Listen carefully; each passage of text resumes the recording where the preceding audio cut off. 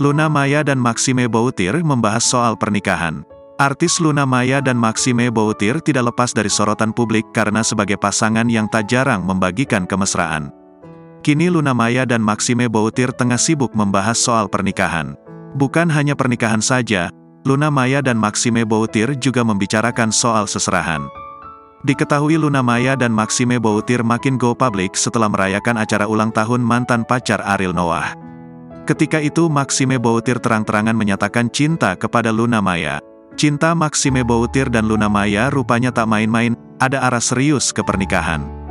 Kabarnya Maxime melamar Luna di pesta ulang tahun sang kekasih. Presenter Melanie Ricardo pun tidak membantah kabar tersebut namun enggan membenarkan. Diketahui setelah acara ulang tahun tersebut, Luna Maya dan Maxime Boutir dikabarkan pergi liburan ke Maroko. Bahkan, keduanya sempat menghadiri sebuah pernikahan di Maroko.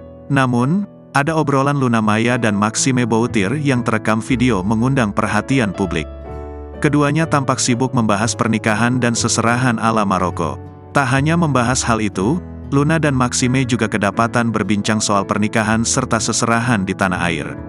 Sontak, obrolan Luna Maya dan Maxime Boutir yang membahas soal pernikahan dan seserahan membuat khalayak curiga.